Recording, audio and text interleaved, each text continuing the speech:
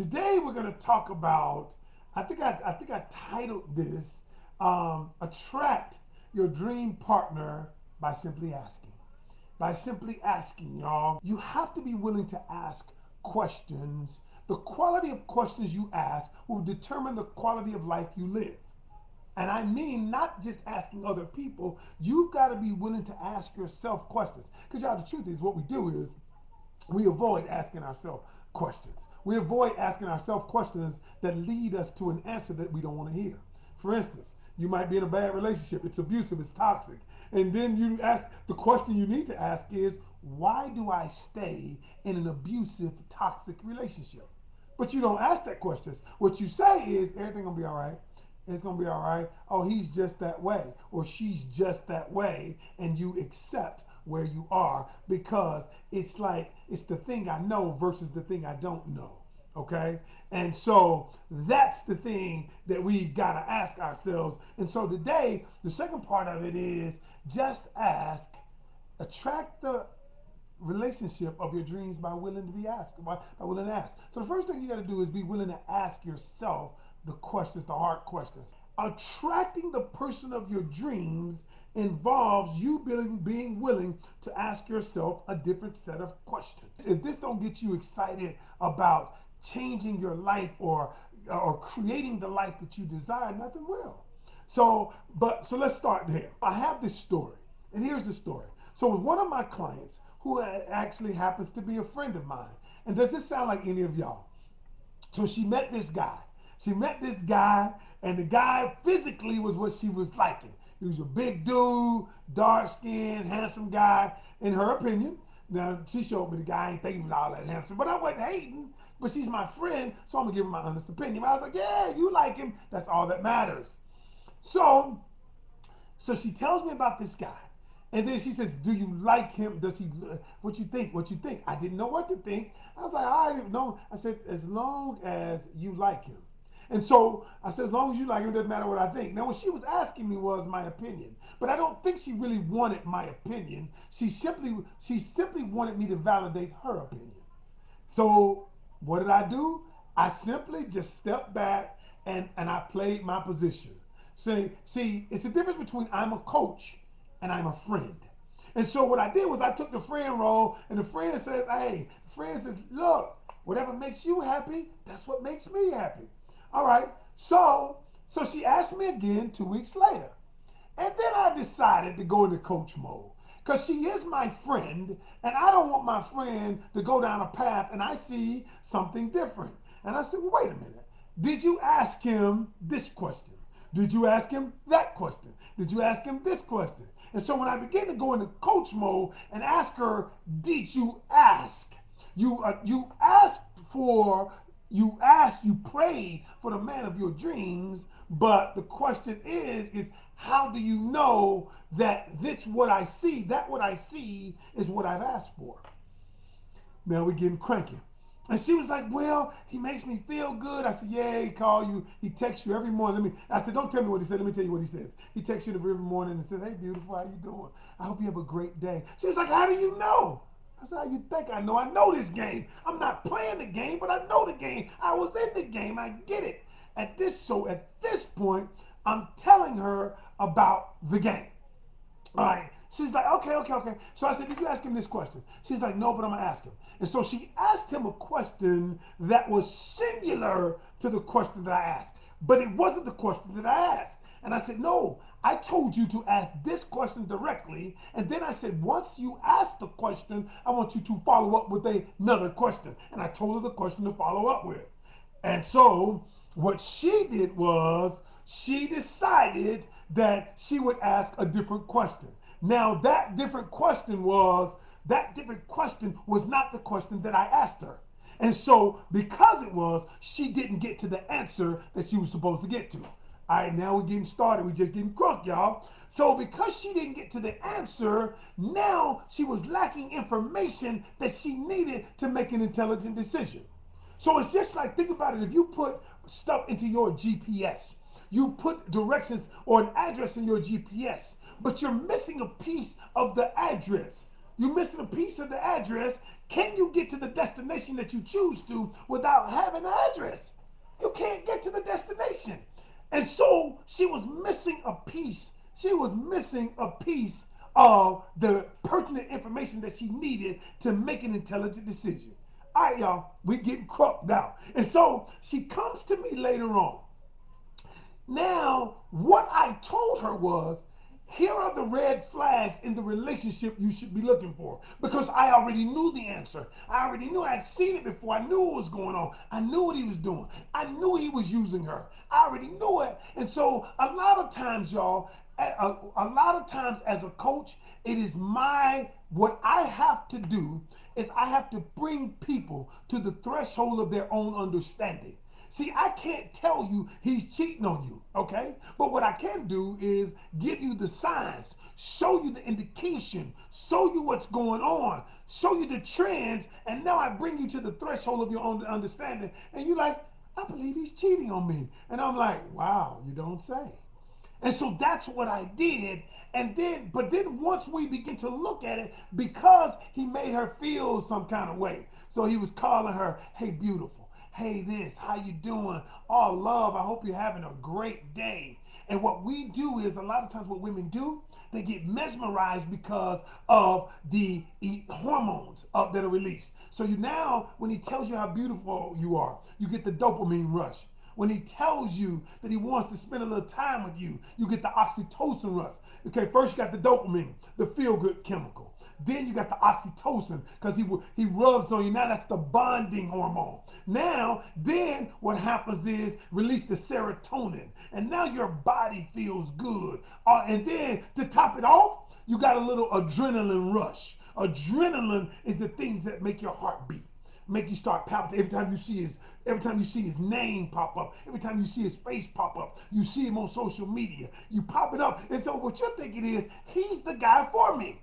But the problem is you haven't asked the pertinent questions, because what we do is when you start feeling those things that you're feeling, what you do is you disregard the red flags because it's making me feel, because I'm feeling so good, I don't want to ask the serious questions because they might make me feel bad.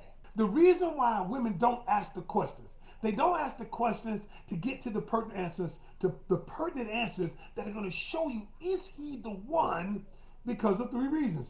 Number one, they don't ask the questions because fear of not being accepted. Okay, if I ask the questions, he might think I'm interrogating him. He won't accept me for who I am, so I'm just gonna ask a few questions just to touch the surface so he will accept me. But the truth is, if he's the wrong guy, you don't want him to accept you.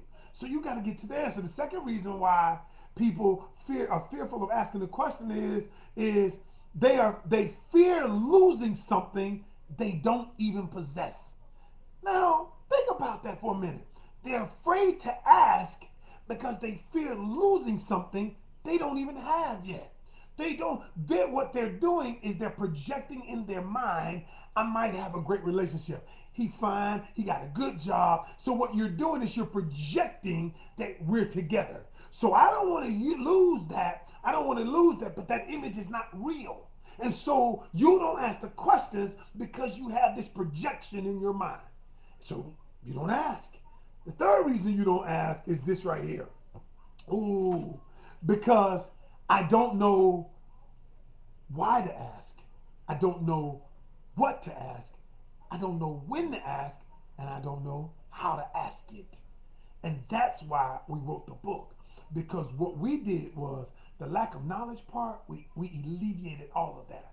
So for the rest of the time here, what I want to do is kind of go over the book. The first part of the book is it talks about finding the right fit. Is he the right fit? If I can find out if he's the right fit, because the truth is, y'all, asking the questions is going to let me know if he's the right fit, just like an interview. When my wife and I wrote the book, The Canyon Culture, and that book is being published right now. And in the book, we talk about the right fit, and we use companies.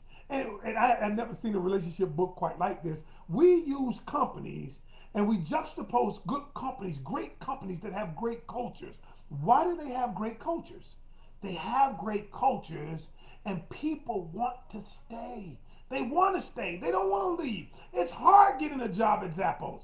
Zappos, Google, it's hard getting a job because once you're in the culture, people don't want to leave. And so you can create a relationship that has a great culture where neither party wants to leave the relationship. And so what Zappos does, and I've told this before, and it is mind-boggling. Zappos, to find out if you're the right fit, what they do is they have two interviews. The first interview is a skills interview. If you have the right skill set, if you have the right skills to work in that company, okay, all right, cool.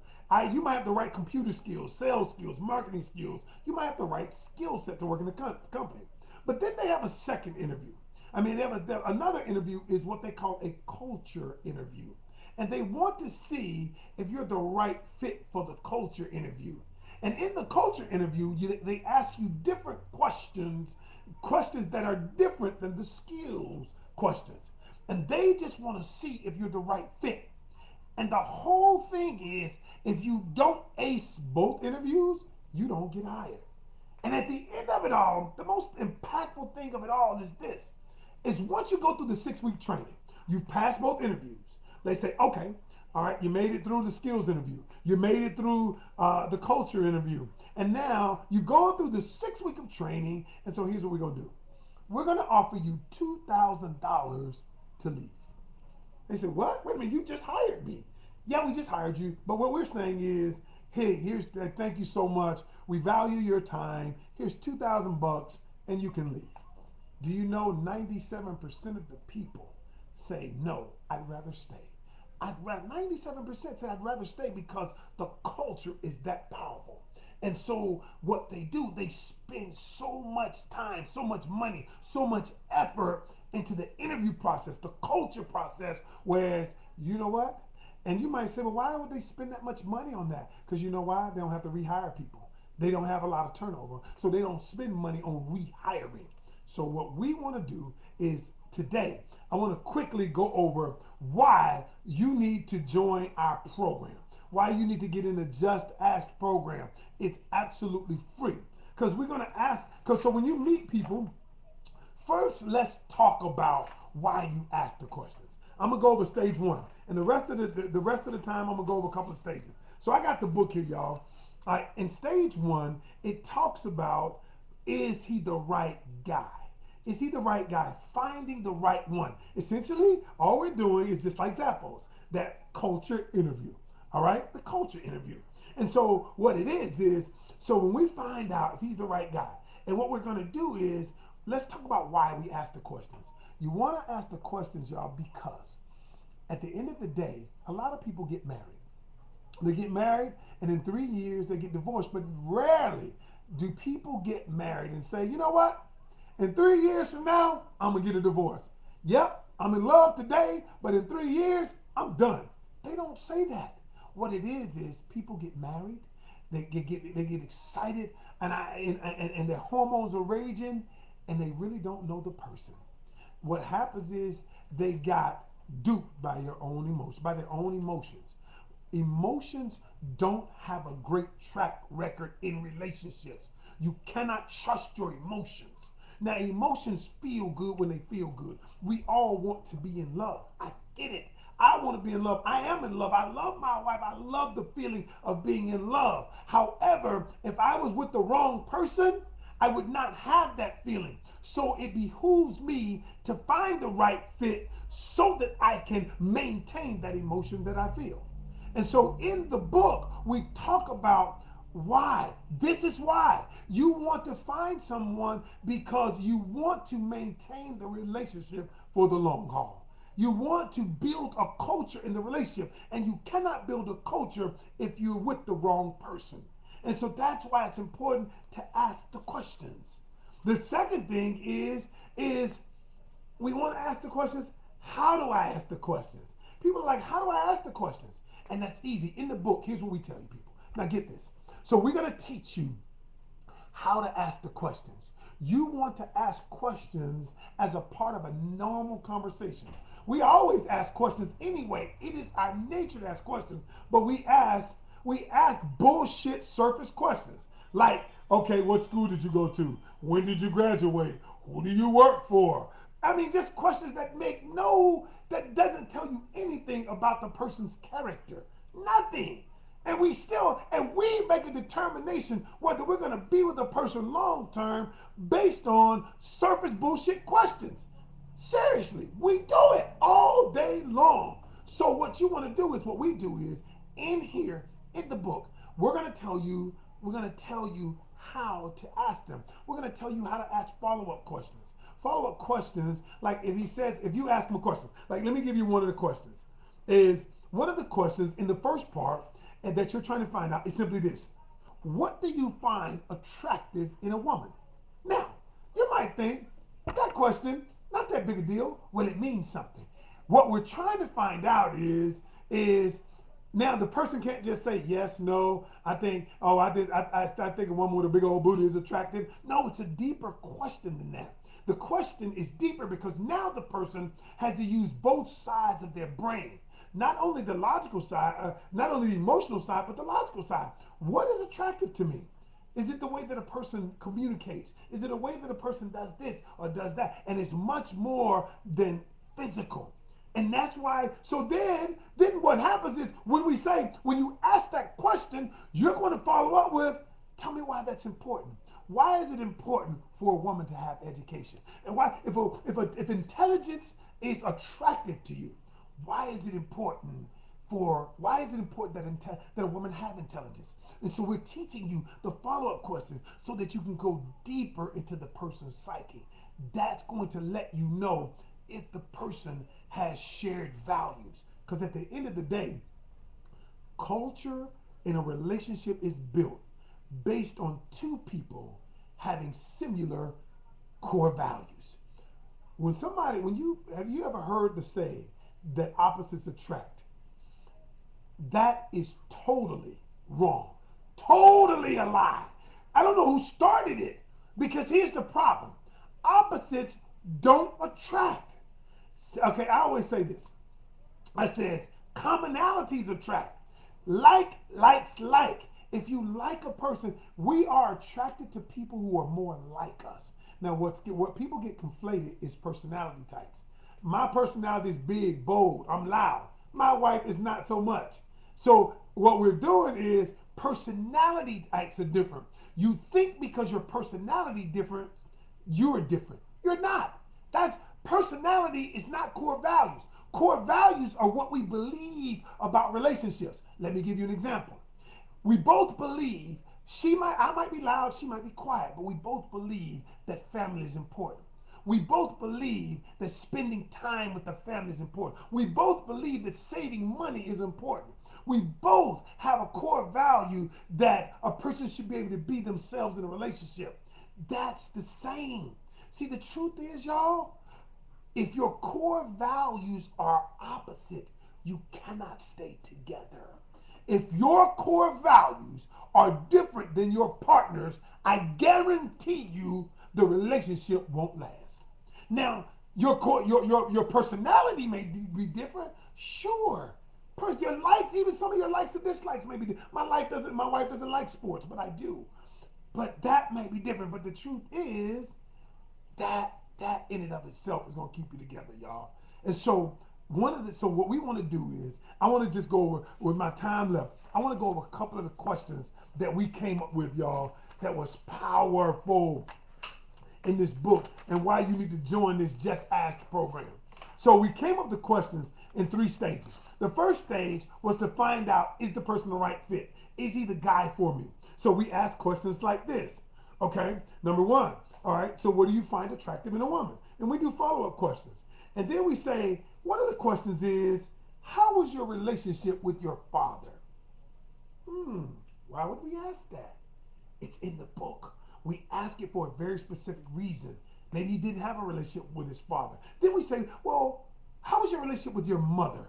Tell me attributes about your mother that you like and attributes about your mother that you didn't like.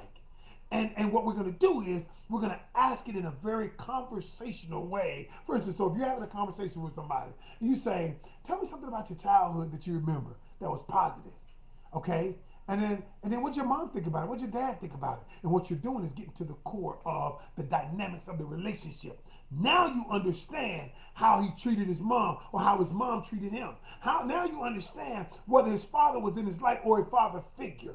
And so what we're doing is finding out his core values, y'all.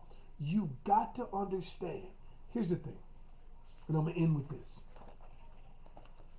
You must be willing to ask the questions, the hard questions, the tough questions, the questions that make us uncomfortable.